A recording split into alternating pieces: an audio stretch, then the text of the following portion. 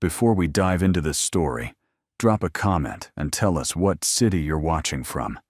And don't forget to rate the story from 0 to 10 at the end. Now, let's begin. The autumn rain drummed against the tall windows of Hartley Media Group's headquarters, each droplet racing down the glass like tiny rivers of silver.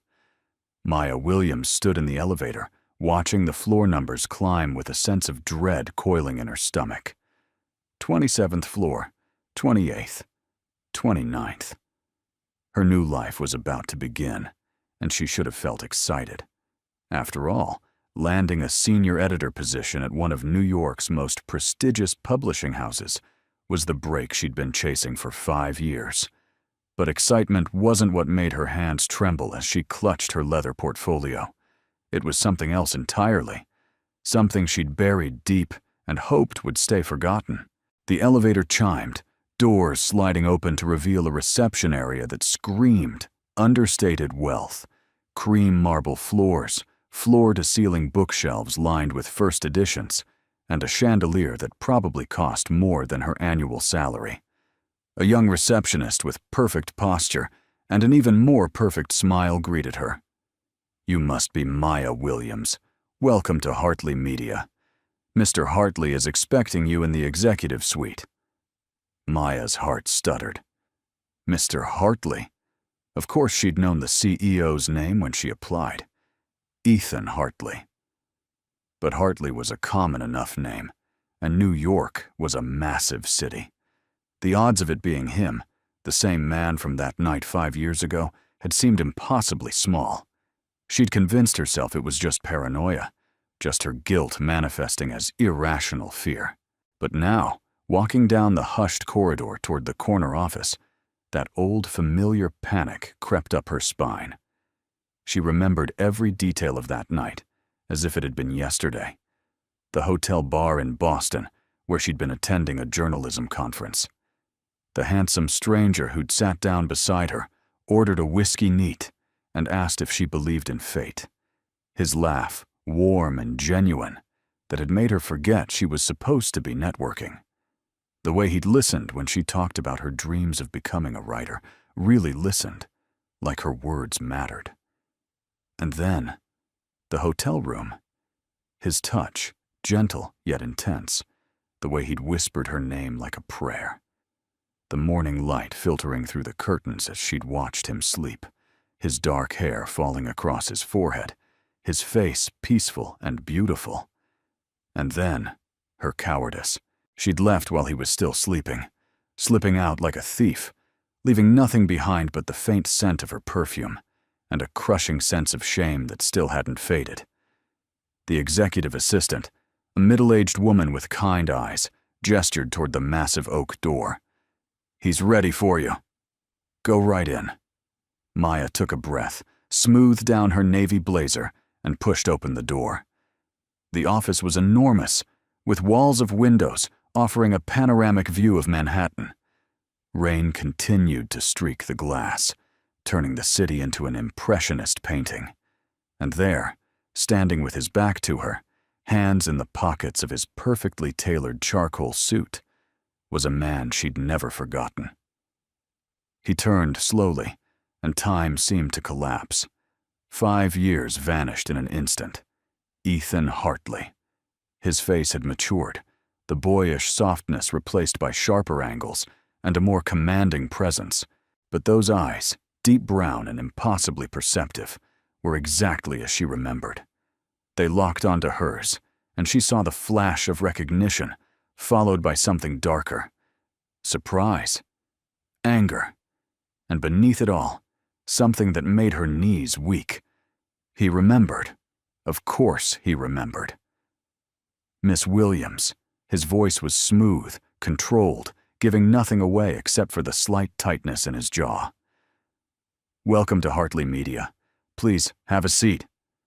Maya forced her legs to move, crossing the vast expanse of expensive carpet to the chair positioned in front of his desk. She sat back straight, trying to project a confidence she absolutely did not feel. "Thank you, Mr. Hartley. I'm honored to be here." He remained standing, studying her with an intensity that made her feel exposed, like he could see through her professional facade to the terrified woman beneath. "It's been a long time," he said quietly, each word weighted with meaning. 5 years, if my memory serves." Her mouth went dry. She started, then stopped, unsure what to say. An apology seemed pathetically inadequate, an explanation even more so. Ethan moved around his desk, leaning against it casually, though there was nothing casual about the way he watched her. "You left without a word. No note. No number. Nothing." The words hung in the air between them, an accusation and a question all at once. Maya swallowed hard, her carefully prepared first-day speech evaporating from her mind. "I'm sorry," she managed, her voice barely above a whisper. "That's all you have to say?" He tilted his head, his expression unreadable. "After 5 years, just sorry? What do you want me to say?" The words came out sharper than she intended, defensive. "It was one night. We were strangers. I thought it was easier to just—" She trailed off, unable to finish. "Leave?" he supplied, his tone cutting. "Disappear? Pretend it never happened?" "Yes," she admitted, forcing herself to meet his gaze. "Exactly that." Something flickered across his face, too quick to identify. Then he straightened, his demeanor shifting into pure professionalism, though his eyes remained sharp. "Well, Miss Williams, since you're now my senior editor, we'll need to establish some ground rules. This office requires dedication, excellence, and above all, honesty. Can you provide those things?" The emphasis on that last word wasn't lost on her. It felt like a test, a challenge. Maya lifted her chin, refusing to cower, despite the guilt churning in her stomach. "I can, and I will." Ethan studied her for another long moment, then nodded curtly. "Good. You'll be working closely with me on our new literary fiction imprint. That means daily meetings, collaboration on acquisitions, and significant one-on-one time. If that's going to be a problem, speak now." Her heart hammered against her ribs. Working closely with him? Daily meetings? This was either the universe's idea of poetic justice or a cosmic joke. But she needed this job. She'd worked too hard, sacrificed too much, to walk away now. "Not a problem," she lied smoothly. "Excellent." He moved back behind his desk, putting that barrier between them again. "We'll start with the editorial meeting at 10. My assistant will show you to your office." Dismissed. Maya stood, her legs unsteady, and turned toward the door. "Miss Williams." She stopped, glancing back. He was watching her again, that same unreadable expression on his face. "Don't make the mistake of thinking I've forgotten anything about that night. Every detail is burned into my memory. The way you laughed, the way you said my name, the way you felt in my arms, and most of all, the way you looked at me before you ran." Heat flooded her cheeks, a mixture of shame and something far more dangerous. Something that felt suspiciously like longing. She started. "Just so we're clear," he continued, his voice dropping lower, more intimate despite the professional distance between them. "This time, you don't get to run. You're here now, in my world, and we're going to deal with what happened, one way or another." Before she could respond, he turned his attention to his computer, effectively ending the conversation. Maya fled, her composure barely holding until she reached the hallway. She leaned against the wall, pressing a hand to her racing heart. What had she done? She'd walked straight into the lion's den, and the lion remembered exactly how she'd wronged him. This wasn't just a new job. This was a reckoning.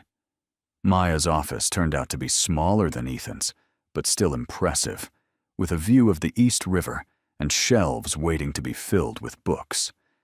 She stood at the window, watching the rain, trying to calm the storm inside her chest. Her phone buzzed. A text from her best friend, Lily. First day. How's it going? Is the CEO as intimidating as the rumors say? Maya stared at the message, then typed back. You have no idea. She couldn't tell Lily the truth. Not yet. Maybe not ever.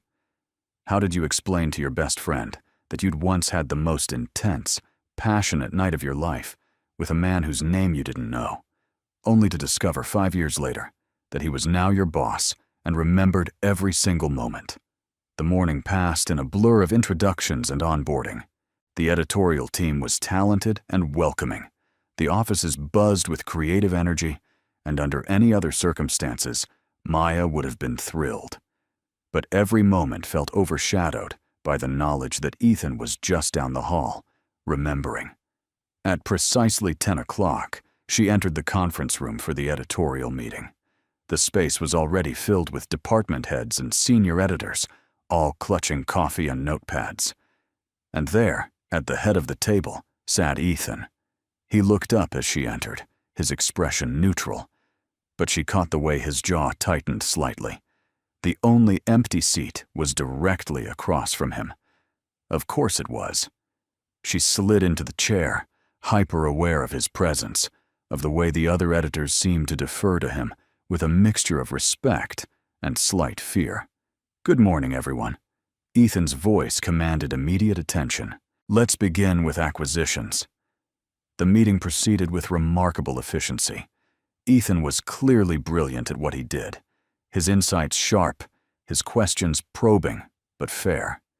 He pushed his team to think bigger, to take risks, to find the stories that mattered.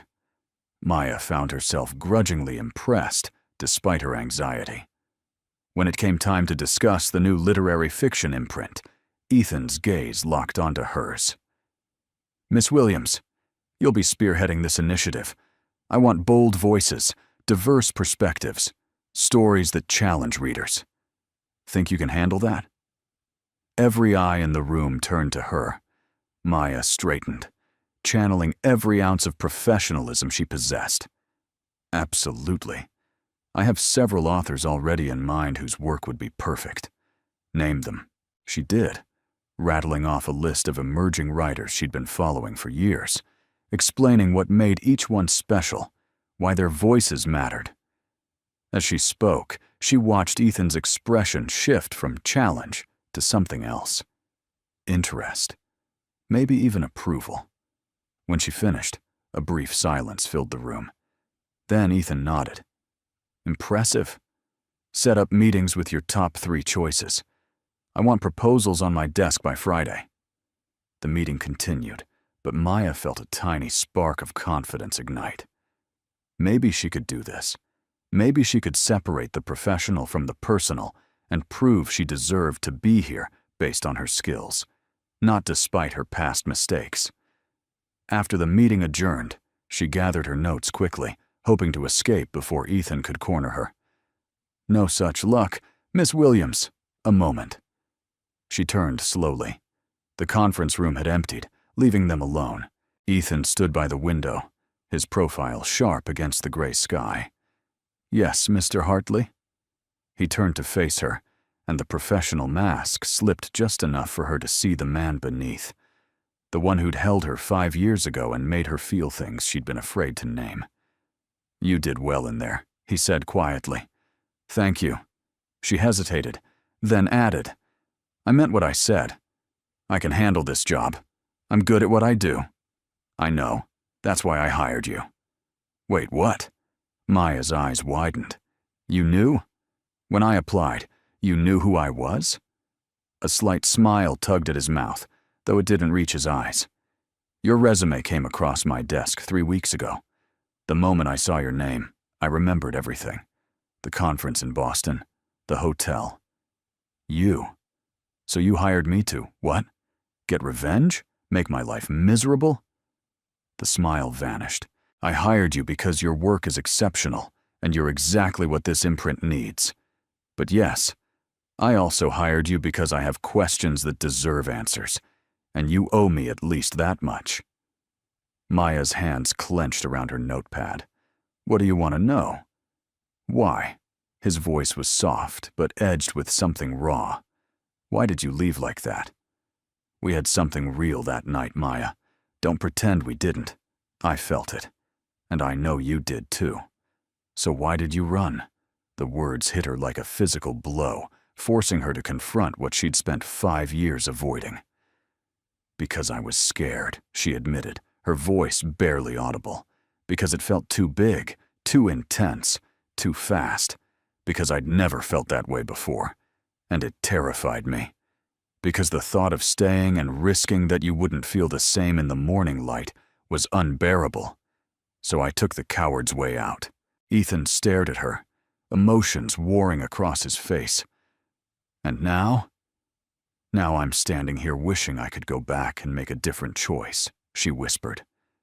But I can't. All I can do is apologize and hope that somehow we can find a way to work together without this destroying us both. He moved closer, close enough that she could smell his cologne, the same scent from that night, close enough to see the gold flecks in his brown eyes. Here's what's going to happen, Maya. We're going to work together. You're going to prove to me that you're as talented as your resume claims. And in the process, we're going to figure out if what we had 5 years ago was just a moment or something more. Her breath caught. Ethan, I don't think that's a good idea. I don't particularly care what you think is a good idea. His voice was firm but not unkind.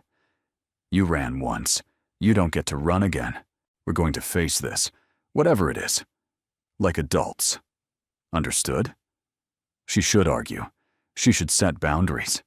She should do 1,000 things other than nod slowly and whisper, understood. Good. He stepped back, the professional mask sliding back into place. Now get to work. Those author meetings won't set themselves up. Maya fled for the second time that day, her heart racing and her mind spinning. What had she gotten herself into? Working with Ethan was going to be torture. Every interaction a reminder of what she'd thrown away. But beneath the anxiety, something else stirred.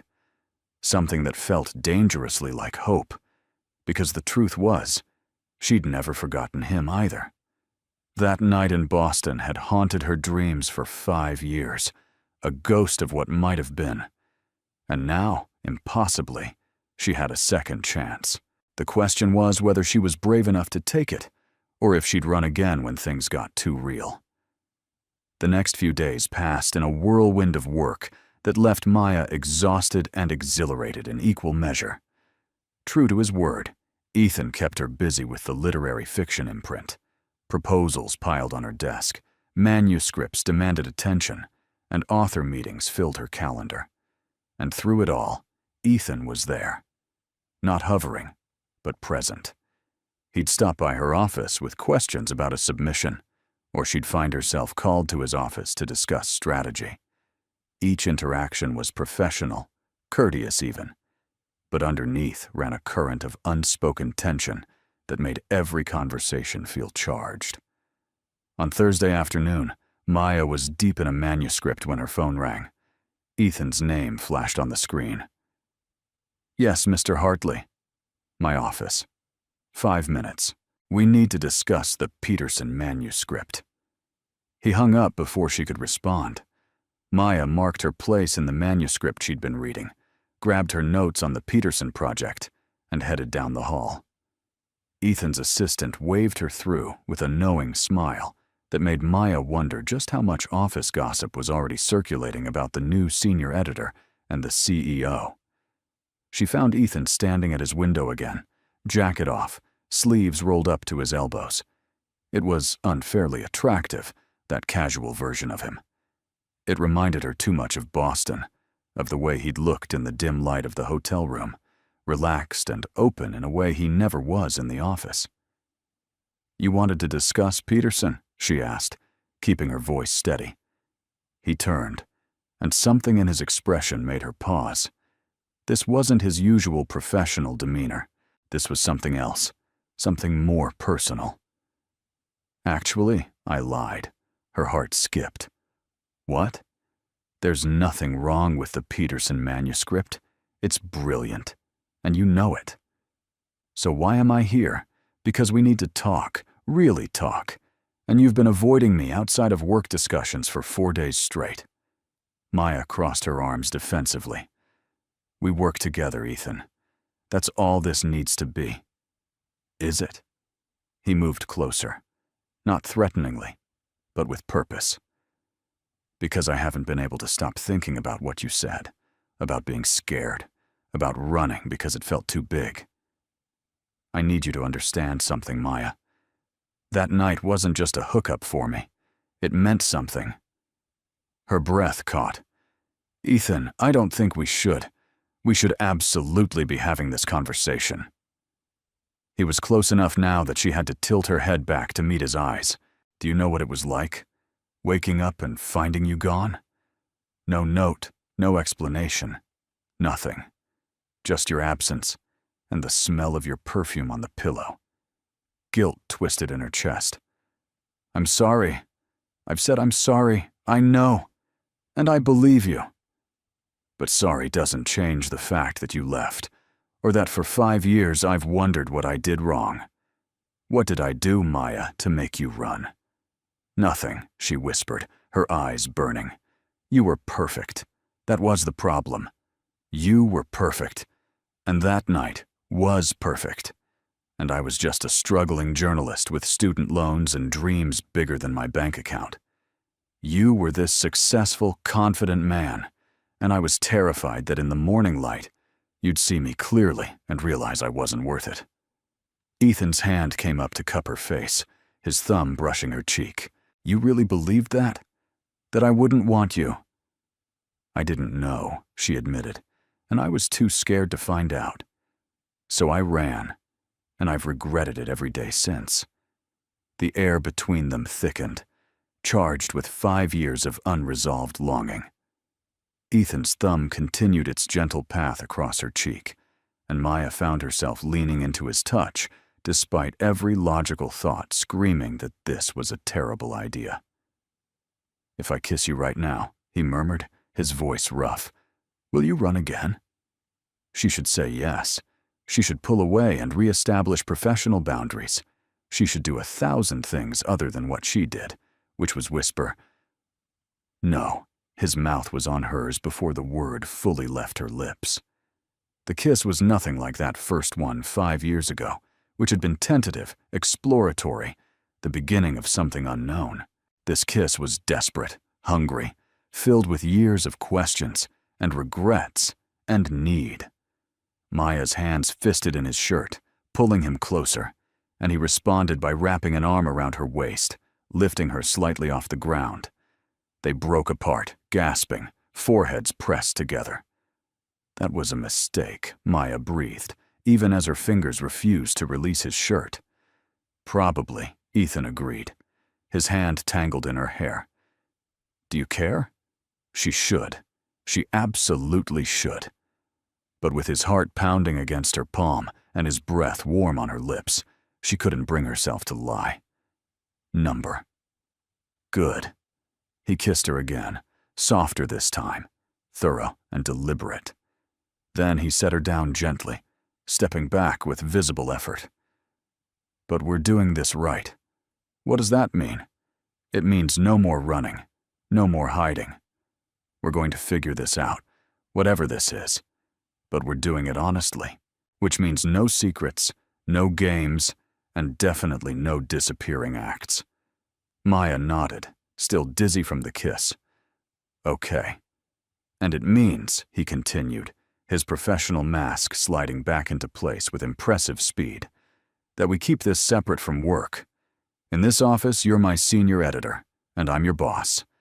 Outside of this building, we can be whatever we're going to be. But we don't let one affect the other. Agreed? It was sensible, mature, exactly the kind of boundary they needed. So why did it feel like he was putting distance between them again? Agreed, she managed.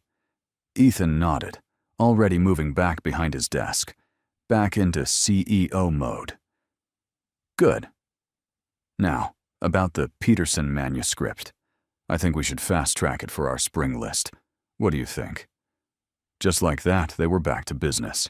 But Maya could still taste him on her lips, could still feel the imprint of his hands on her waist.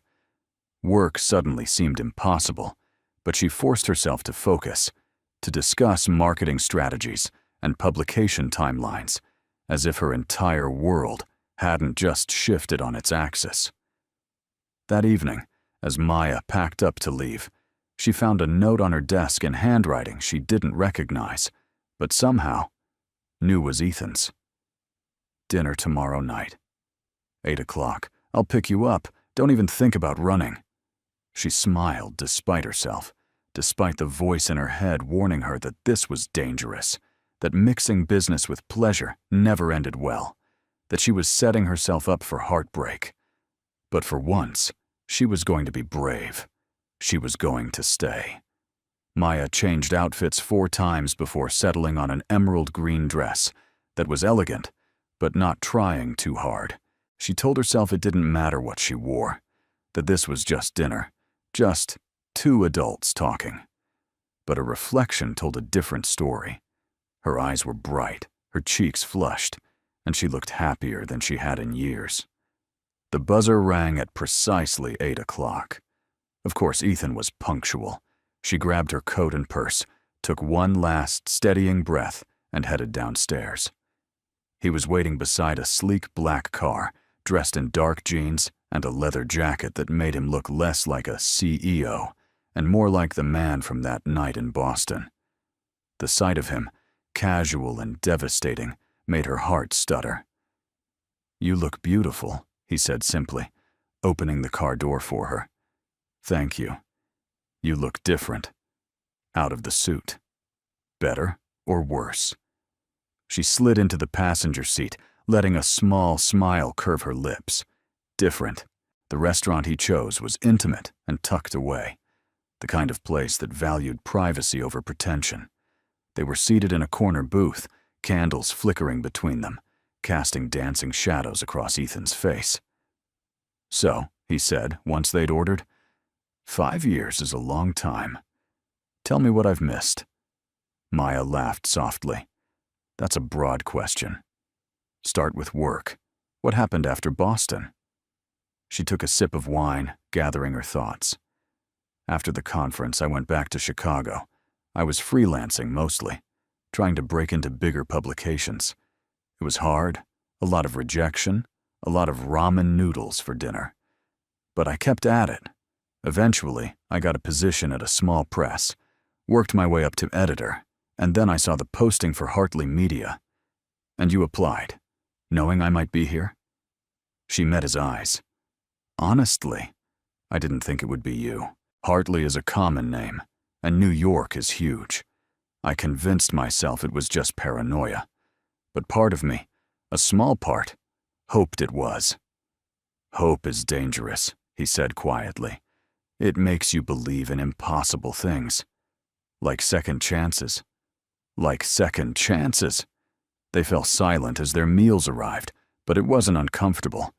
Instead, it felt easy, natural, like slipping back into a conversation that had been paused rather than ended. As they ate, Ethan told her about building Hartley Media from a small independent publisher into one of the industry's major players. His father had founded the company, but Ethan had transformed it, taking risks on debut authors and experimental fiction that other houses wouldn't touch. She could hear the passion in his voice, see it in the way his eyes lit up when he talked about discovering a brilliant new voice. "You really love it," she observed. "The work, finding stories that matter." "I do." He set down his fork, leaning back. "Books changed my life when I was a kid. My parents divorced when I was 8, messy and ugly, and I escaped into stories. I wanted to create that escape for others, to publish the books that would save someone else the way they saved me." Maya's chest tightened. She'd never known that about him. That night in Boston, they'd talked about dreams and ambitions, but not about the wounds that shaped them. "What about you?" he asked. "Why books? Why editing?"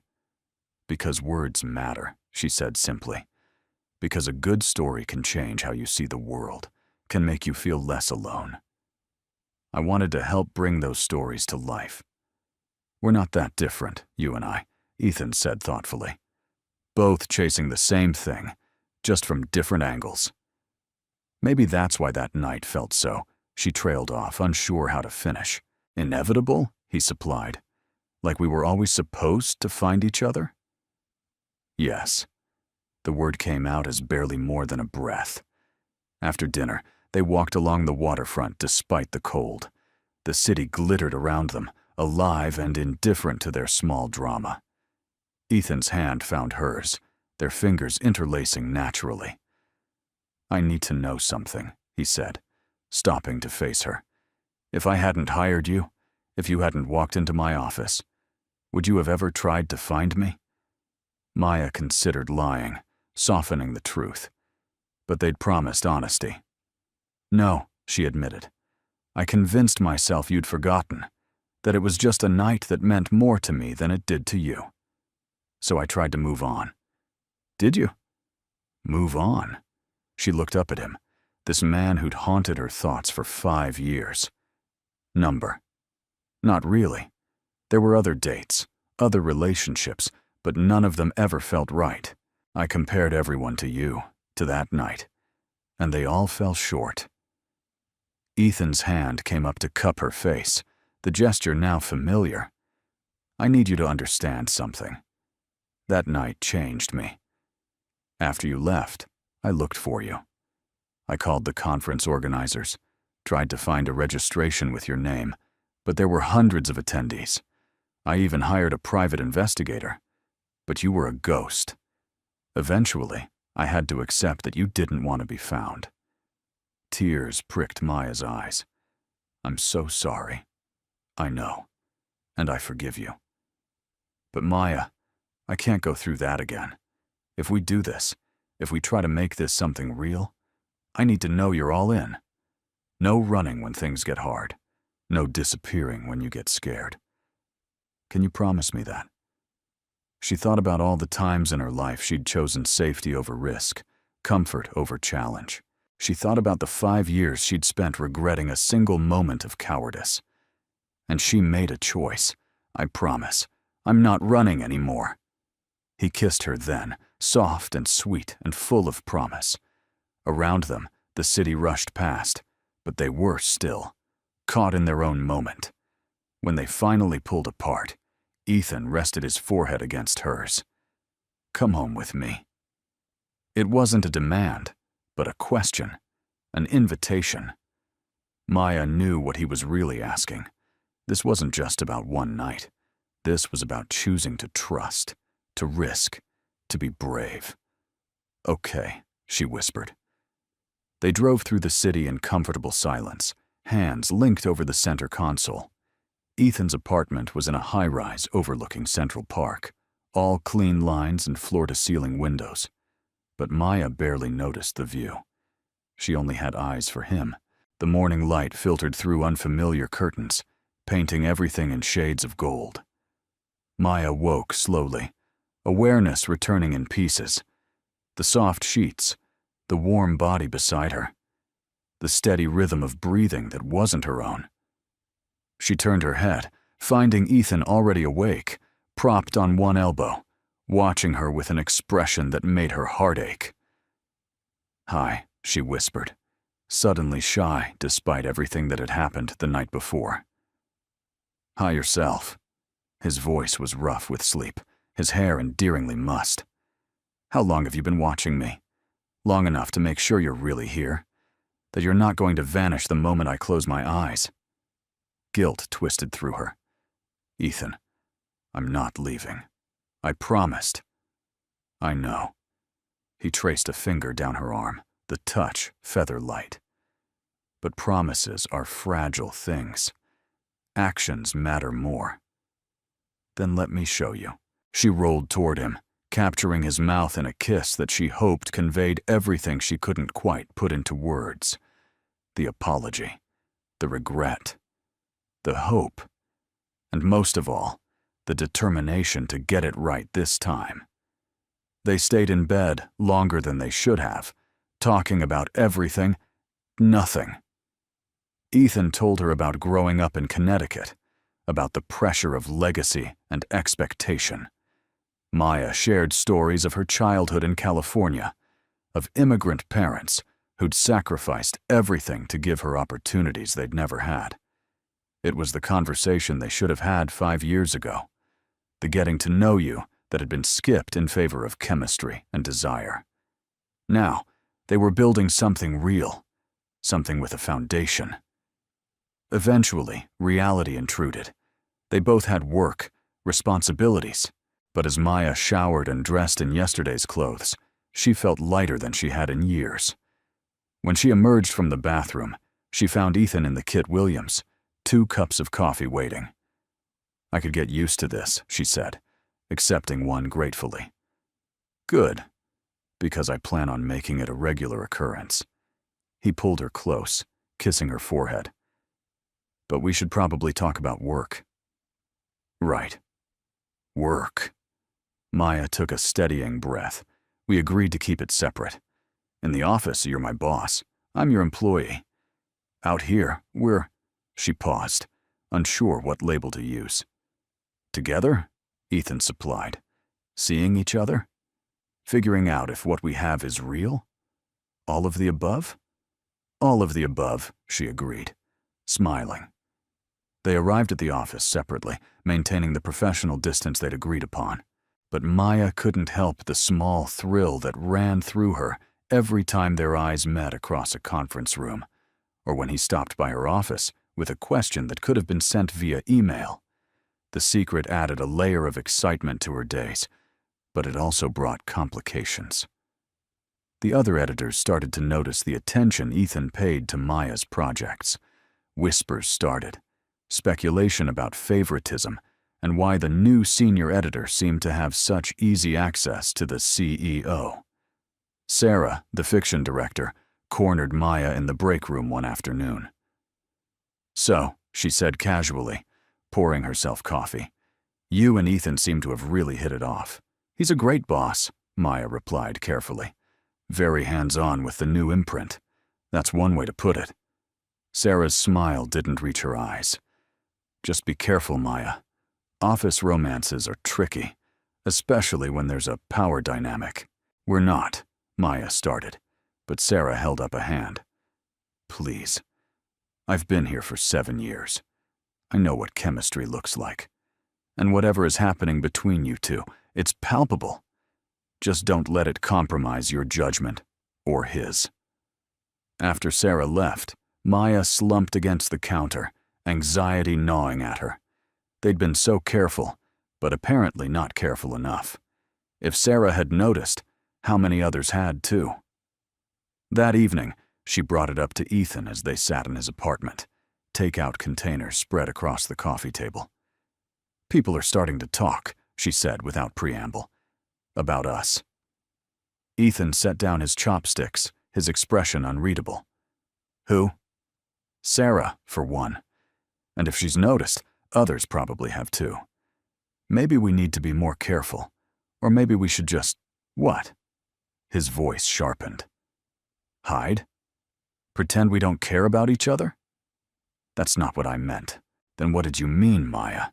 Because it sounds like you're looking for an excuse to run again. That's not fair, isn't it?" He stood, pacing to the window. "The first sign of difficulty, of complication, and you're already thinking about backing away." Maya rose too, anger flaring. "I'm thinking about protecting both of us. If this blows up, it's not just our relationship at stake. It's our careers, our reputations. So what do you suggest? We break up? Pretend the last week never happened?" "No," she said firmly. "I suggest we be honest. Tell HR, make it official, follow proper protocols. That way, no one can accuse us of impropriety." Ethan turned, studying her. "You'd be willing to do that, to make this public?" "Yes." The word came out stronger than she felt. "Because I'm not running, Ethan. I'm trying to be smart about this, to protect what we're building. I'm not hiding from it. The tension in his shoulders eased slightly. Okay. We'll talk to HR tomorrow, make it official. But Maya, I need you to communicate with me when you're scared or worried. Don't just make decisions and then inform me. We're in this together. You're right. I'm sorry. She crossed to him, taking his hands. I'm still learning how to do this, how to be in a relationship instead of running from one. Be patient with me, always. He pulled her close, resting his chin on top of her head. But you have to promise me something in return. Anything. Trust me. Trust that I'm not going to wake up and decide you're not worth it. Trust that what we have is strong enough to weather complications. Can you do that? Maya thought about the 5 years she'd spent running from this exact fear, and she made another choice to be brave. I can. I will. The meeting with HR was surprisingly straightforward. The department head, a no-nonsense woman named Patricia, listened to their situation without judgment. She explained the disclosure requirements, the need to ensure Maya's reporting structure didn't create conflicts of interest, and the importance of maintaining professionalism. By the end of the week, Maya was reporting to the editorial director instead of directly to Ethan, and their relationship was officially on record. The gossip, as expected, exploded. Some people were supportive, finding the story romantic. Others were skeptical, questioning Maya's qualifications and whether she'd earned her position or slept her way into it. The comments stung, but Maya held her head high, letting her work speak for itself. The literary fiction imprint was thriving. Her first 3 acquisitions were generating buzz, and the authors she'd championed were delivering manuscripts that exceeded expectations. Even the skeptics had to admit she was good at her job. But the real test came 6 weeks into their relationship, when Ethan had to reject a manuscript Maya had championed. They sat in his office, the manuscript in question between them like a barrier. I understand your vision for this book, Ethan said carefully, and the writing is beautiful. But the market analysis suggests it won't sell, and we can't afford to take that risk right now. Maya's jaw tightened. Sometimes the best books are the ones that don't fit neatly into market categories. This author has something important to say. I agree. But important doesn't always translate to profitable, and we're running a business. Her hands clenched in her lap. So that's it? Your decision is final? It is. And I need you to accept that without this becoming personal. How can it not be personal? She heard the edge in her voice and tried to soften it. Ethan, I believe in this book. Maya, look at me. She did, meeting his steady gaze. I respect your passion. It's one of the things I love about you. But in this office, I'm the CEO, and sometimes I have to make decisions you won't like. That doesn't mean I don't value your opinion or trust your judgment. It means I have to weigh multiple factors that you might not see. She took a breath, fighting the instinct to argue further. You're right. I'm sorry. I'm just disappointed. I know. And for what it's worth, if the numbers were different, I'd green-light this in a heartbeat. Maybe we can revisit it next quarter, when we have a better sense of how the imprint is performing. That would be great. Thank you. After she left his office, Maya felt the weight of what they were attempting. Keeping professional and personal separate wasn't just about physical boundaries. It was about learning to disagree without damaging trust, about accepting that they wouldn't always see eye to eye, and about respecting each other's roles even when emotions ran high. That evening, Ethan showed up at her apartment with Thai food and an apology. I wasn't trying to dismiss your opinion today, he said, as they settled on her couch. You weren't. I know that now. I let my disappointment make it personal when it wasn't. It's a learning curve for both of us. He set down his food, turning to face her. But we're doing okay, right? We're figuring it out? We are, Maya agreed, leaning into him. It's not always easy, but it's worth it. Definitely worth it. The weeks turned into months, and they settled into a rhythm that worked. In the office, they were professional, careful to maintain appropriate boundaries. Outside of work, they were building something real. Ethan met her parents via video call, charming her mother with his respectful manners and impressing her father with his knowledge of her mother's hometown in Taiwan.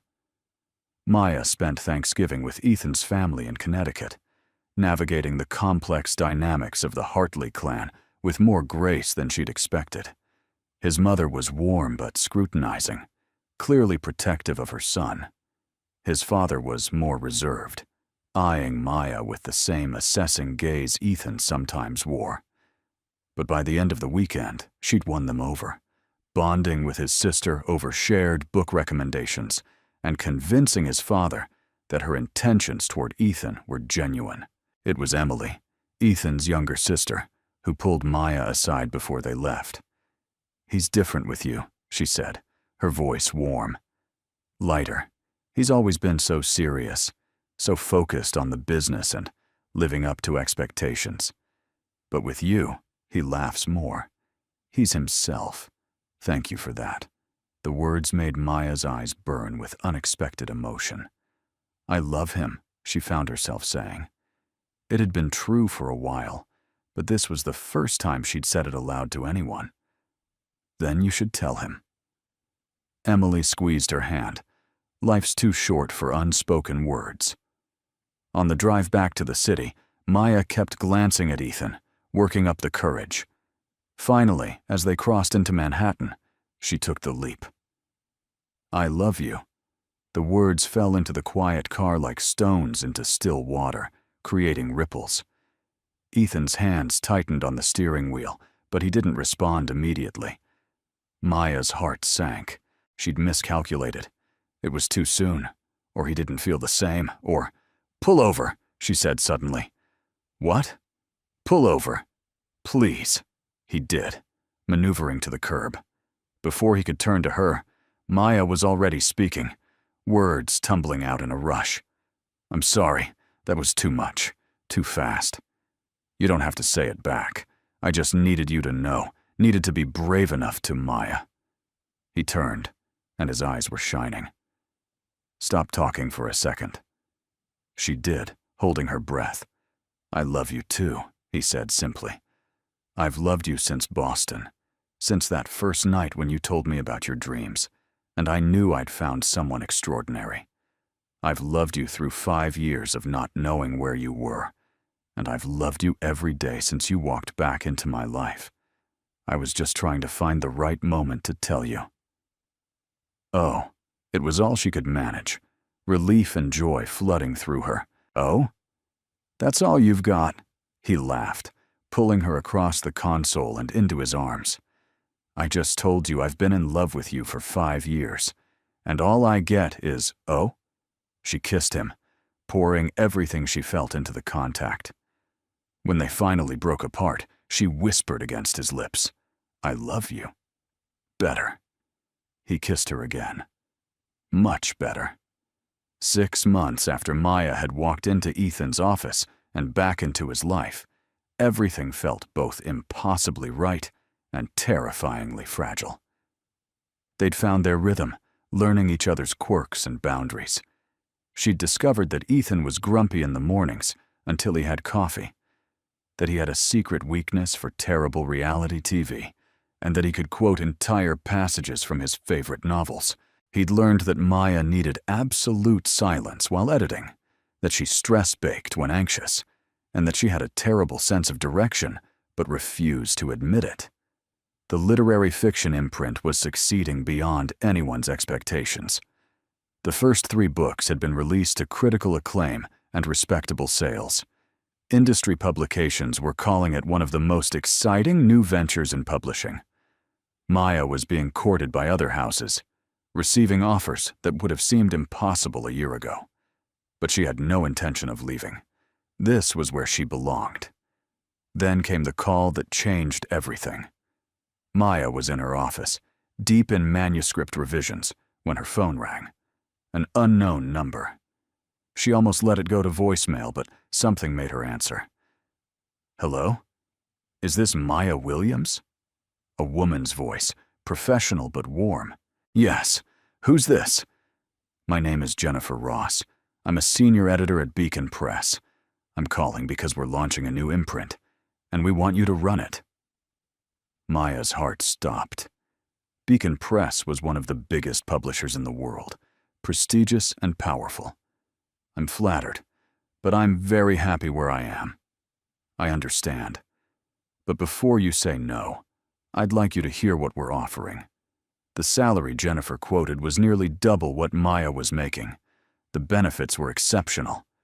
But more than that, it was the creative freedom, the budget, the chance to build something even bigger than what she'd started at Hartley Media.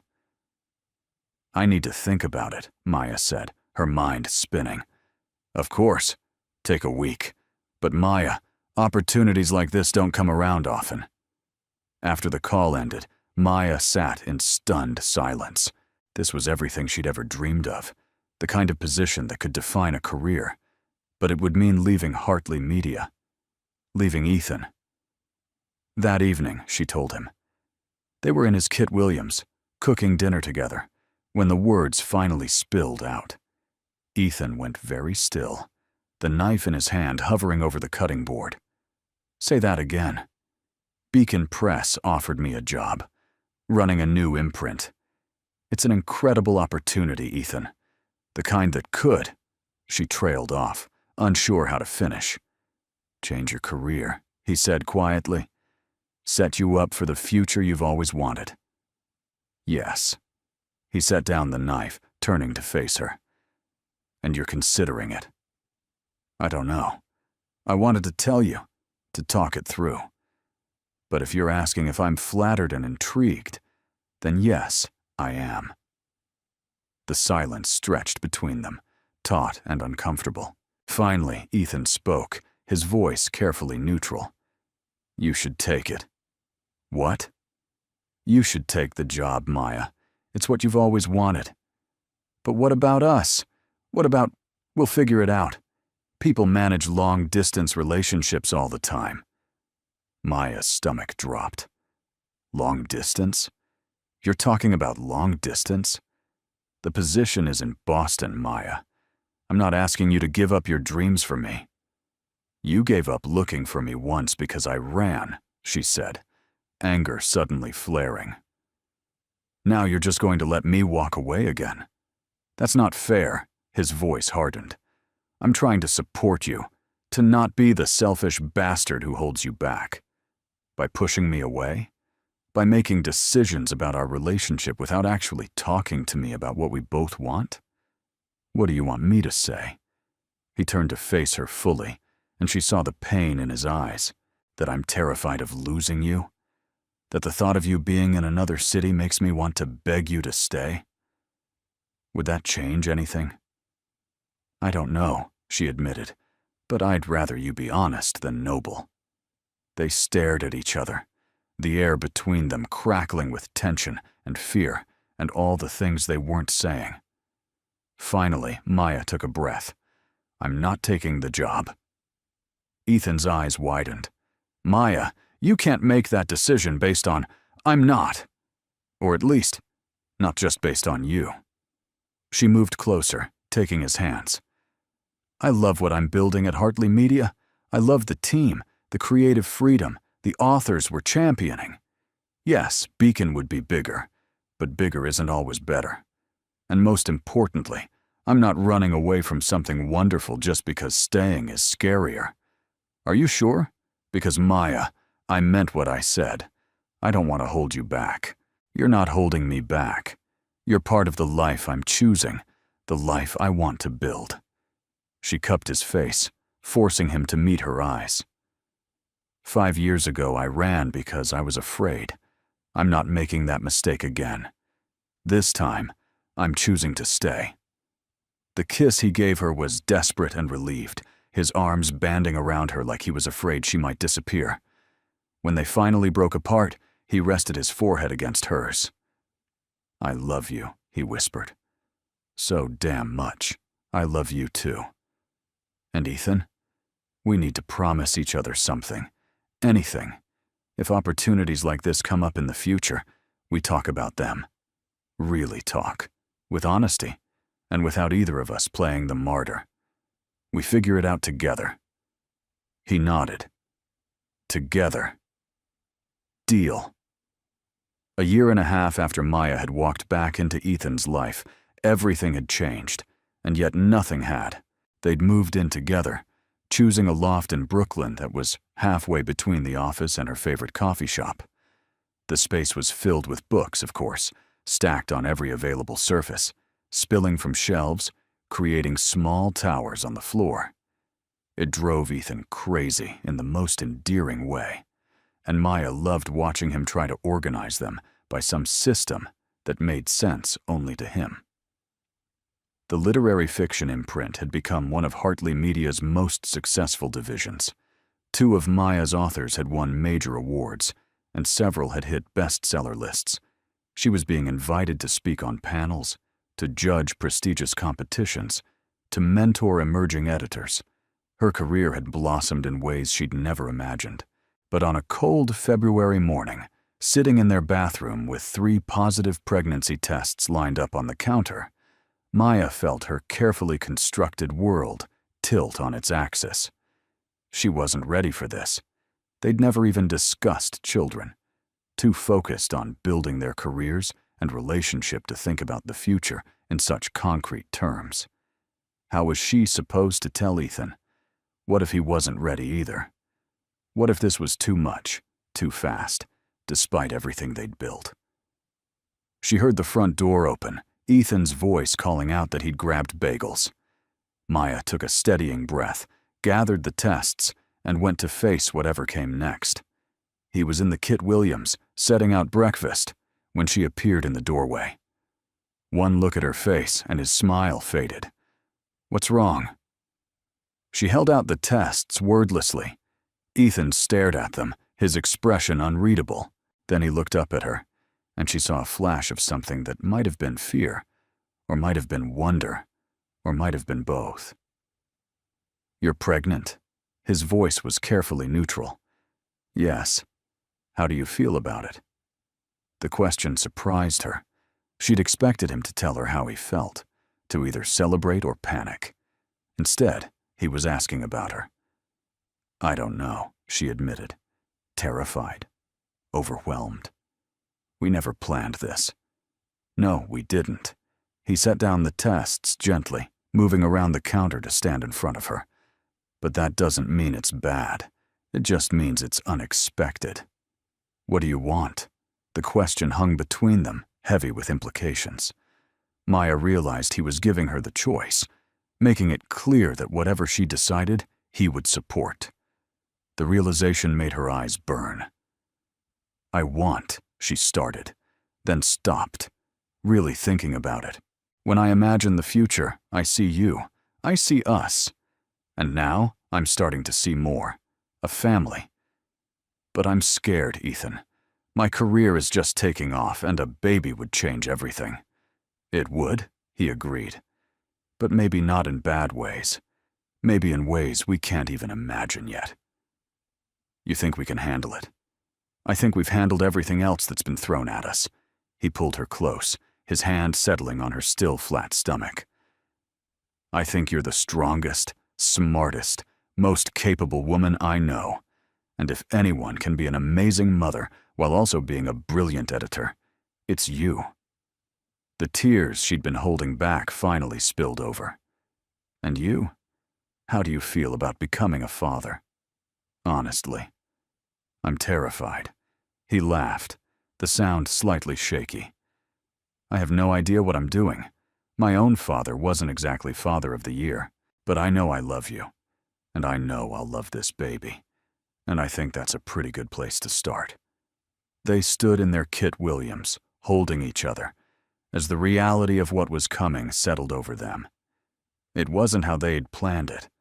But then again, nothing about their relationship had gone according to plan. The pregnancy was harder than Maya expected. Morning sickness hit with a vengeance, and there were days when the thought of looking at a manuscript made her nauseous.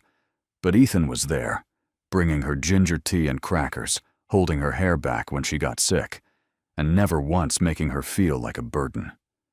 Work was its own challenge. Maya told her team early, not wanting to hide it, and most were supportive, but she could see the concern in some eyes, the unspoken question of whether she'd be able to maintain her edge while pregnant, whether becoming a mother would soften her editorial instincts. She proved them wrong by working harder than ever, determined to show that pregnancy didn't diminish her capabilities. She acquired 2 debut novels that would go on to become cultural phenomena. She negotiated a major deal that brought a celebrated international author to Hartley Media, and she did it all while growing a human being. Ethan watched it all with a mixture of awe and concern, sometimes having to physically remove her laptop to make her rest.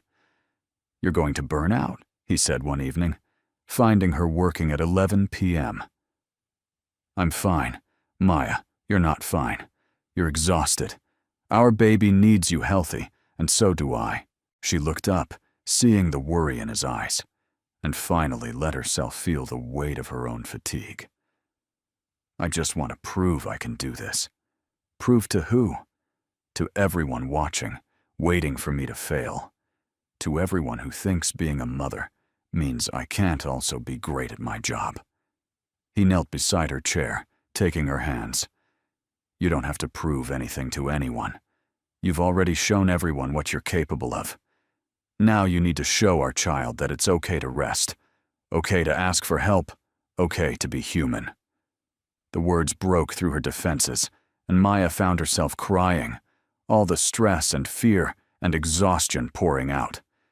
Ethan held her, let her break down, and then helped her back up. That night, they made a new plan.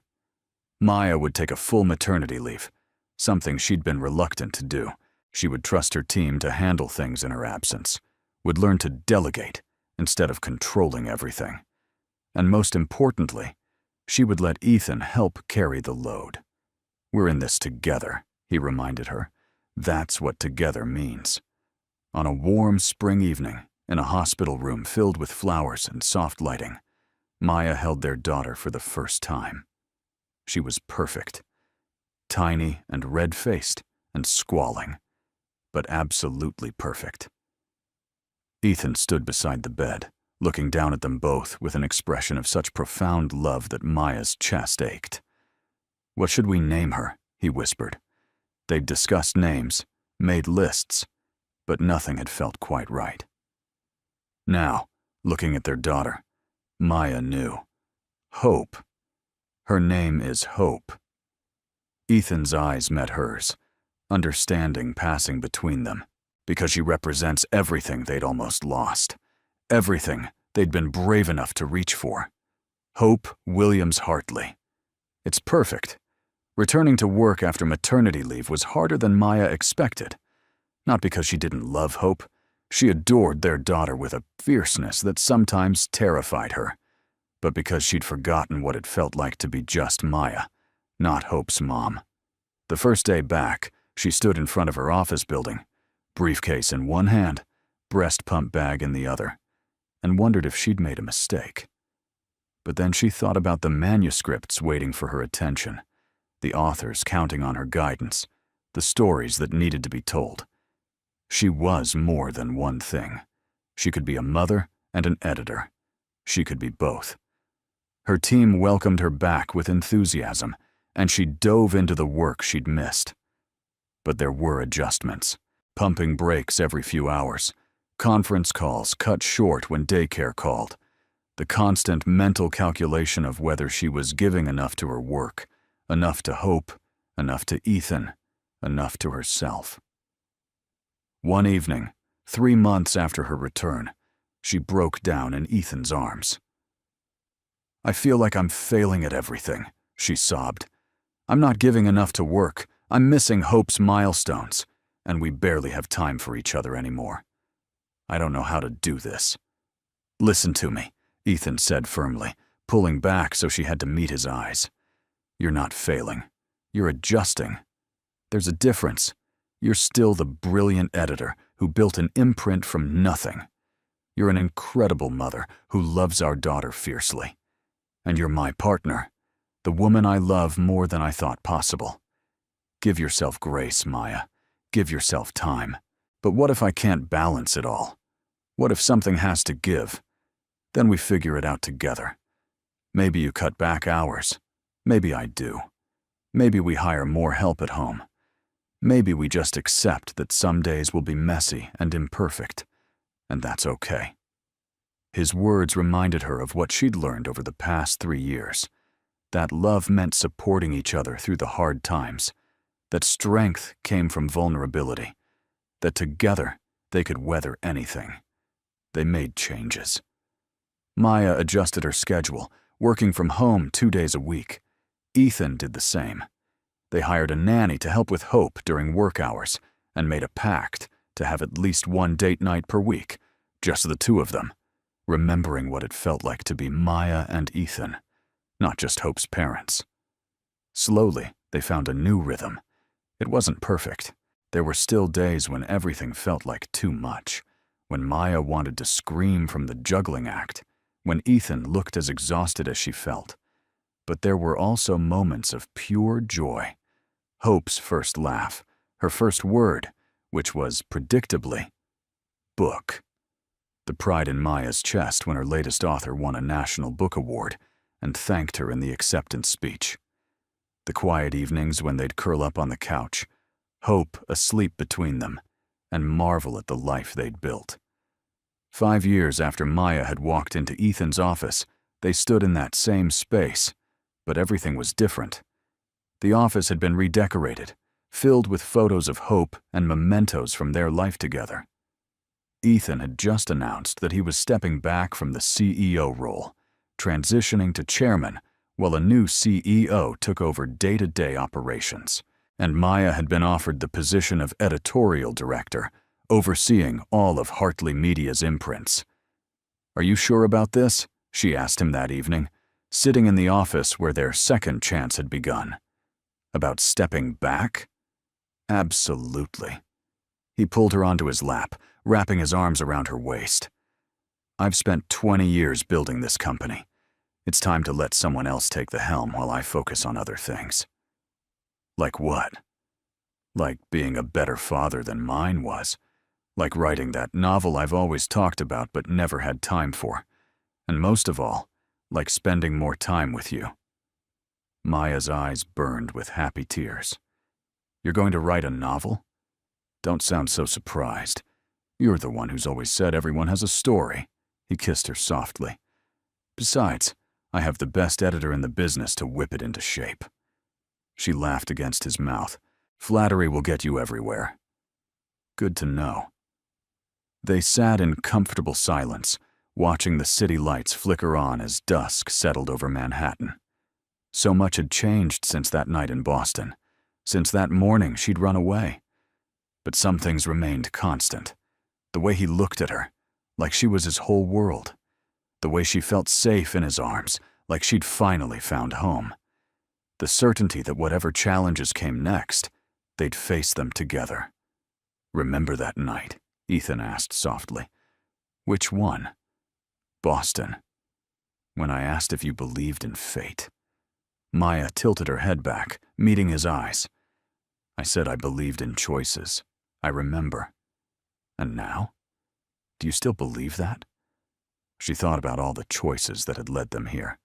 Her choice to run, his choice to hire her choice to stay, his choice to forgive.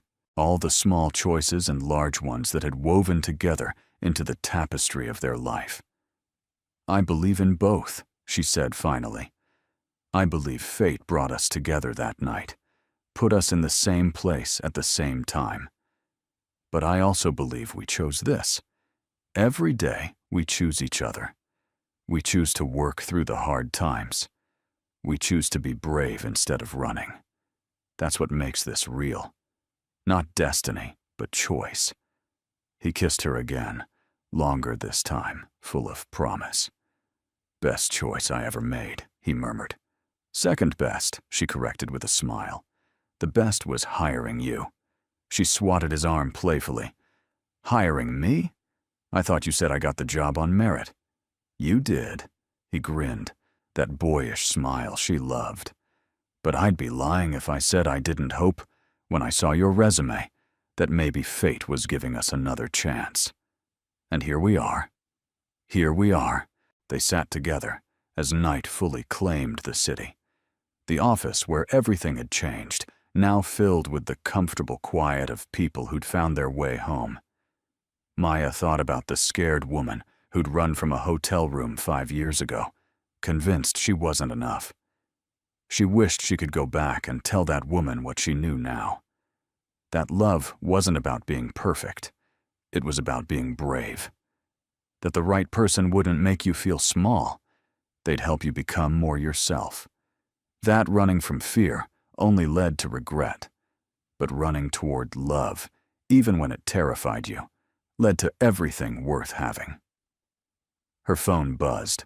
A photo from their nanny. Hope covered in spaghetti sauce, grinning at the camera. We should go home, Maya said, showing Ethan the picture. Our daughter is apparently redecorating the Kit Williams with marinara. He laughed, the sound rich and warm. Let's go. They gathered their things, turned off the lights, and walked out together, hand in hand. The office door closed behind them, but the story, their story, continued on. Because some stories don't end. They just keep getting better. 3 years later, on a crisp autumn evening, Maya stood in a bookstore in Brooklyn, surrounded by faces both familiar and new. Tonight was the launch party for the anthology she'd edited, a collection of stories from the authors she'd championed over the years. But more significantly, it was also the launch of Ethan's debut novel, a literary thriller that had already garnered advance praise and a significant deal.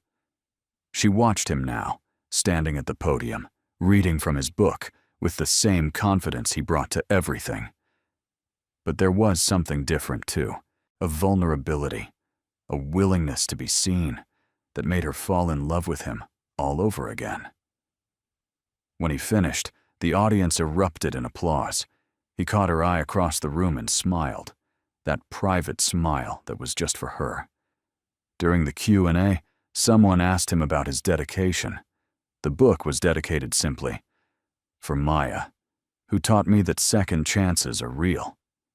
Ethan's eyes found hers again as he answered, "This book wouldn't exist without my wife, not just because she's a brilliant editor, though she is, but because she taught me what it means to be brave. 7 years ago, we had one perfect night, and she left. It hurt like hell. But looking back, I understand why. Sometimes we run from the things that scare us most, the good things, the real things." His voice softened. "But the universe, or fate, or dumb luck, gave us another chance. And this time, we both chose to stay. We chose to work through the fear, the complications, the messy reality of building a life together. And that choice has given me everything. A family, a partner, and the courage to finally write the book I've been carrying for 20 years. Maya's eyes blurred with tears as the audience applauded.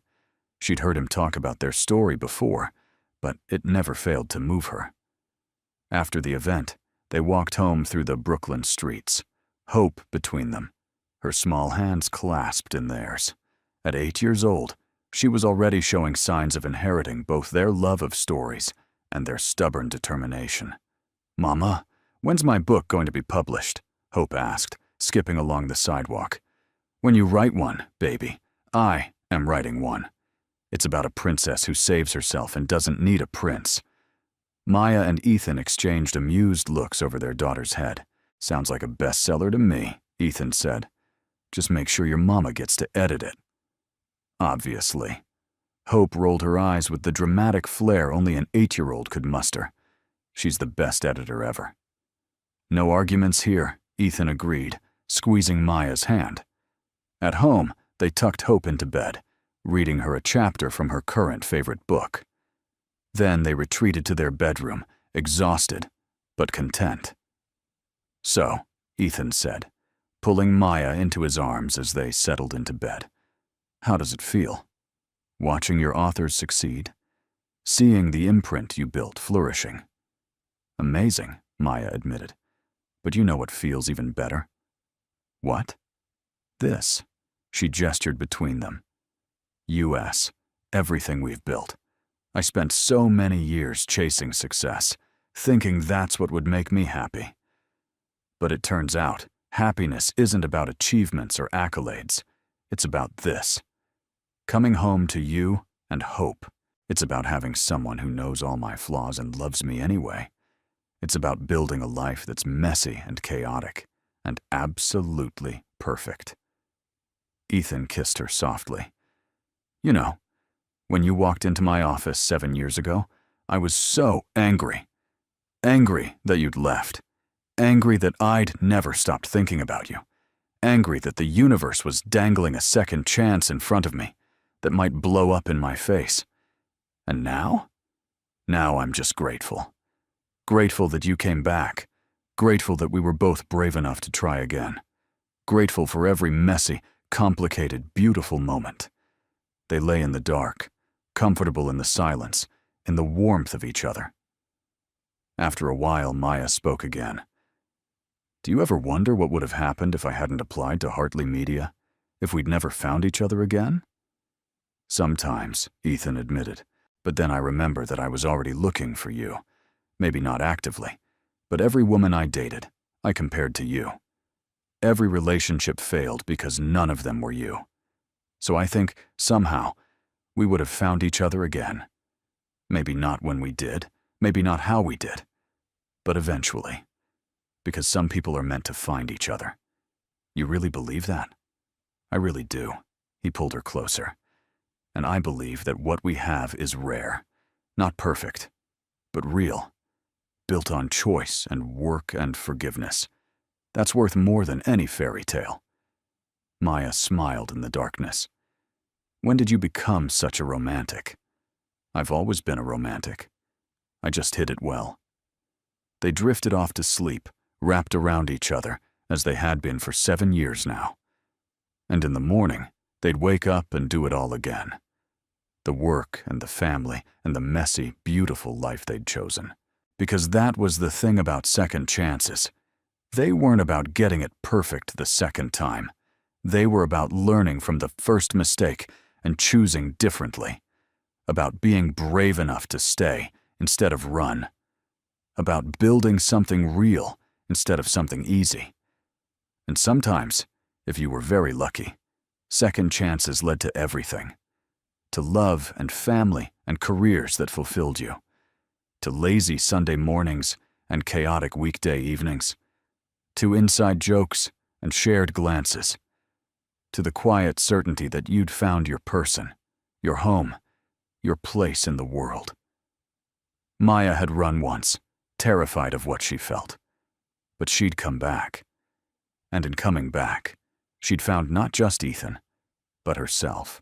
The version of herself that was brave enough to risk her heart, strong enough to juggle career and family, wise enough to know that having it all didn't mean being perfect at everything. It meant choosing what mattered most and being present for it. 7 years after that perfect night in Boston, 5 years after walking into his office, 3 years after having hope, Maya Williams Hartley knew exactly what mattered most. It was sleeping beside her, trusting her with his heart. It was down the hall, dreaming of princess stories. It was in the life they'd built together, moment by moment, choice by choice. And she would never run from it again. On their 10th anniversary, Ethan surprised Maya with a trip back to Boston. They left Hope with Ethan's sister and drove up the coast, retracing the journey that had started everything. The hotel where they'd met was still there, though renovated and modernized. They checked into a room, not the same one, but close enough to feel significant. That evening, they sat at the same bar where they'd first spoken, ordering the same drinks, Whiskey neat for him, red wine for her. "Do you remember what you asked me that night?" Maya said, swirling her wine. "I asked you a lot of things. But yes, I remember the important one. Do you believe in fate?" She nodded. And I said I believed in choices. I remember being so impressed by that answer. Most people either say yes or no, but you saw the complexity in it. And now?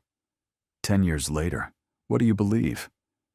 Maya was quiet for a long moment, thinking. "I believe we were lucky," she said finally. "Lucky to find each other. Lucky to get a second chance. Lucky that we were both finally ready to choose brave over safe. But I also think we made our own luck. We worked for this. We chose each other every day, even on the hard days. Especially on the hard days." Ethan raised his glass. "To making our own luck. To making our own luck," she echoed, clinking her glass against his. They drank, and in the warm lighting of the bar, surrounded by the hum of other people's conversations, Maya felt a profound sense of peace. This was where it had started, with a question about fate and a night that had changed everything. And now, 10 years later, she knew the answer. Fate had brought them together. But love, real love, wasn't about destiny. It was about the 1,000 small choices that came after. The choice to forgive, the choice to trust, the choice to stay and fight and build something real. As they left the bar and walked back to their room, Ethan took her hand. "Thank you," he said softly. "For what?